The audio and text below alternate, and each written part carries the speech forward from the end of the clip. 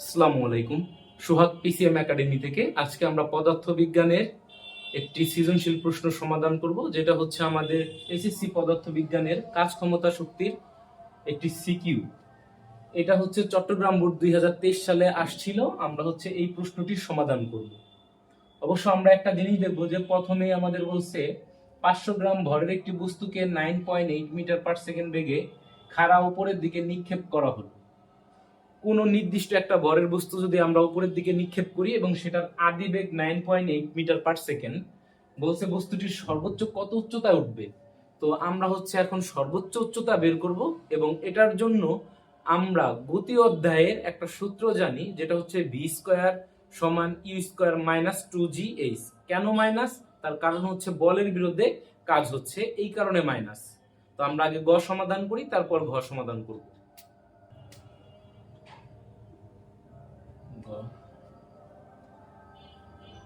আমরা সূত্রটা জানি,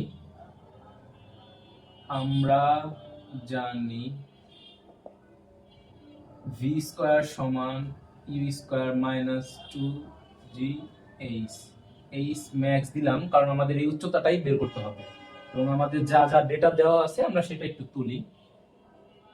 ভি সমান 0, কারণ আমরা জানি সর্বোচ্চ উচ্চতায় ওঠার পর ওই বস্তুর আর কোনো বেগ থাকে না, বেগ ভি হয়ে যায় 0। ইউ সমান দেওয়া আছে 9.8 ms ইনভার্স 1 এবং জি সমান আমরা জানি 9.8 ms ইনভার্স 2 দেওয়া আছে। আমরা এখানে এইচ বের করব, তো আমরা এটার মানগুলো বসিয়ে দিই। যেহেতু ভি স্কয়ার 0, তো ইউ স্কয়ার আমরা ই স্কয়ার মাইনাস 2gh ম্যাক্স, তো আমরা লিখতে পারি 2gh ম্যাক্স সমান হচ্ছে ইউ স্কয়ার, অর্থাৎ এইচ ম্যাক্স সমান ইউ স্কয়ার বাই 2g। আমরা যদি মান বসাই দেই তা হচ্ছে 9.8 স্কয়ার ভাগ হচ্ছে 2 ইন্টু 9.8। অতএব আমরা যদি দেখি আমাদের সমাধান 9.8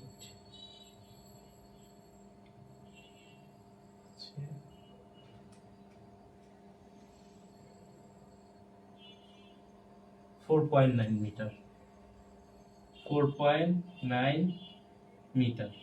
গ নাম্বারে আমাদের যেটা বলেছিল যে বস্তুটি সর্বোচ্চ কত উচ্চতায় উঠবে, বস্তুটি সর্বোচ্চ 4.9 মিটার উচ্চতায় উঠবে।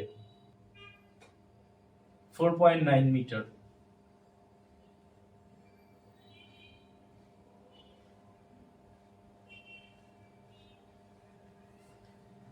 আচ্ছা, আমরা হচ্ছে ঘ নিয়ে আলোচনা করি। আমাদের ঘ নাম্বার প্রশ্নের সমাধান আমরা কিভাবে করব।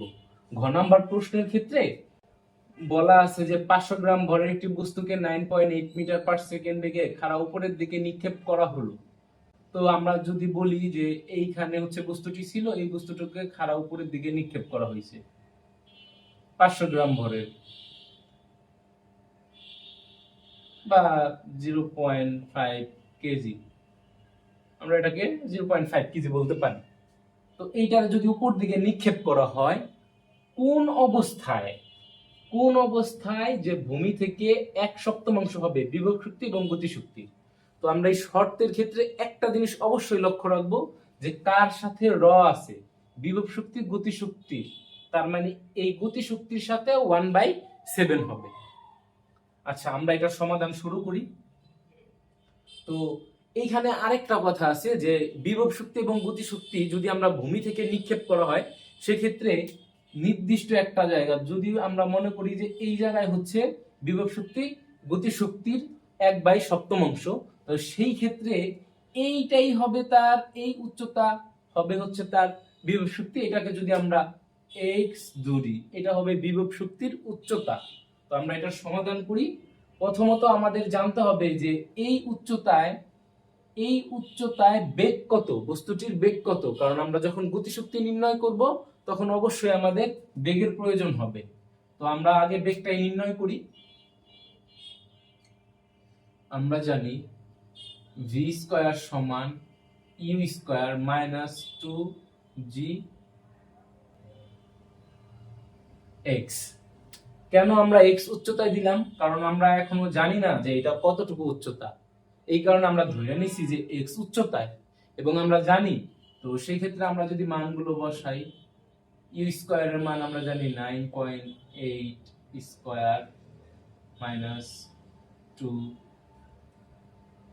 জি এক্স। আমরা যদি সেম এই রেখা দেই, এই মানটা আমাদের আসবে হচ্ছে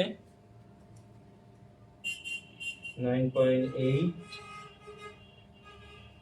স্কয়ার 96.04 96.04 মাইনাস 2 জি এক্স। এই মানটা আমাদের থাকবে, এটা হচ্ছে ভি স্কয়ারের মান। এখন আমরা হচ্ছে গতি, আগে আমরা গতিটাই নির্ণয় করি। অতএব এক্স উচ্চতায়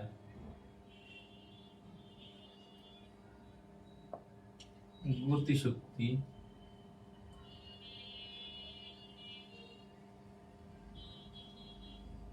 কে সমান হাফ এম ভি স্কয়ার। এখন আমরা যেহেতু এটার মান জানি 1/2 এম ভি স্কয়ারের মানটা আমরা কি পেয়েছি? ভি স্কয়ার মানটা পেয়েছি 96.04 মাইনাস 2 জি এক্স। ওকে, এই মানটা হচ্ছে আমরা গতিশক্তি। এখন এক্স উচ্চতায় বিভব শক্তি কত হবে? এক্স উচ্চতায় আমরা জানি বিভব শক্তি হচ্ছে ভূমি থেকে যতটুকু উচ্চতা ওইটাই। তো আমরা এই ক্ষেত্রেও বলতে পারি যে উচ্চতার এক্স হবে আমাদের এক্স, বা এই উচ্চতা যতটুকু এটা হচ্ছে, যেহেতু এক্স উচ্চতায় সেহেতু আমরা এটাই বলতে পারি। ওকে, তো আমরা এটার মান যদি বসাই,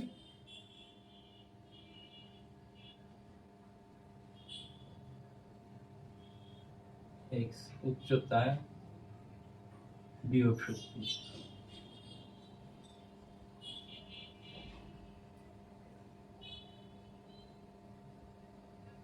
ইপি সমান এম জি এক্স। এখন আমাদের যে শর্ত বলা হয়েছে, আমরা যদি ওই শর্ত অনুসারে মানটা বসাই, সেক্ষেত্রে দেখা যাবে যে আমাদের সমাধান হয়ে যাবে।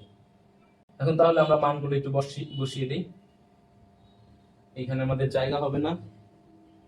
এই পর্যন্ত তো আমাদের ঠিকঠাক আছে। এখন হচ্ছে আমরা একটু মুছে দিব।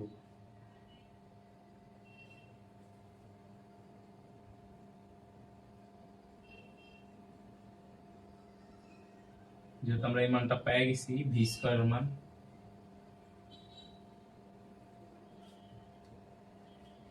আচ্ছা, এখন যদি আমরা এইটা এবং এইটা, আমরা দুইটা ইকে এবং ইপি এই দুইটা পেয়ে গেছি, এখন যদি আমরা বসাই, বলছে হচ্ছে বিভব শক্তি গতিশক্তি, অর্থাৎ বিভব শক্তি হচ্ছে ইপি সমান 1/7 ইকে। আমরা যদি মান বসিয়ে দিই তাহলে হবে এম জি এক্স সমান 1/7, এবং ইকের মানটা যদি বসাই তাহলে হবে 1/2 M 1/2 M 96.04 minus 2 g x. এখন আমরা যদি এই 7টা এই পাশে নিয়ে আসি তাহলে যাবে 7 এম জি এক্স সমান, যেহেতু আমরা শর্ত দুইটা লিখেছি, আমরা এই দুইটা শর্ত মুছে দিলাম। তো এম জি এক্স সমান এখানে হচ্ছে আমাদের 1/2 এম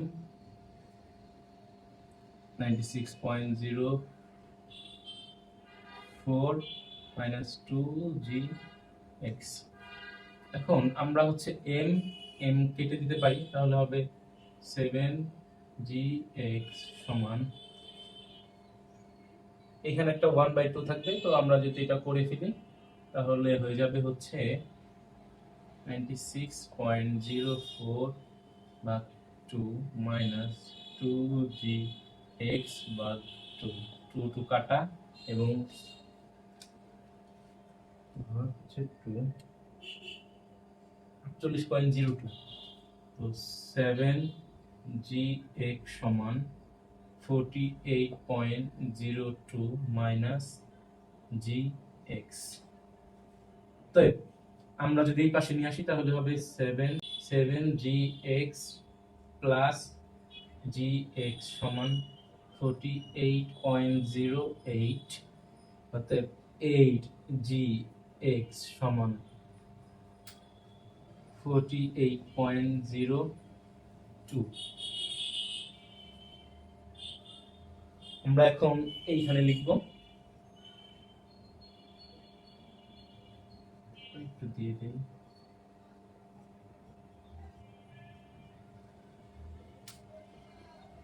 তো আমরা x সমান লিখতে পারি 48.02 ভাগ 8, g এর মানটা আমরা সরাসরি বসিয়ে দেই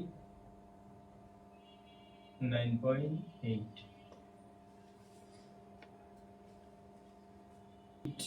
into 9.8, 0.6125, 0.6125 মিটার।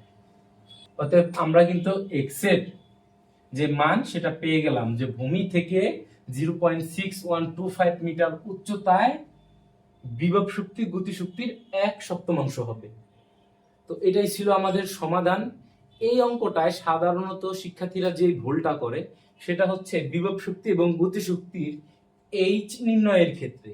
কেন দুইটার ক্ষেত্রে এক্স উচ্চতায় হইল এইচ, তার কারণ হচ্ছে যে ভূমি থেকে যখন উপরের দিকে নিক্ষেপ করা হয় তখন যে উচ্চতা এটা 1/7, এইটুকুই হচ্ছে এক্স। ঠিক এর বিভব শক্তির ক্ষেত্রে ও যতটুকু উচ্চতায় আছে তা থেকে আর ভূমি থেকে এতটুকু উচ্চতায় হচ্ছে ওর বিভব শক্তির উচ্চতা।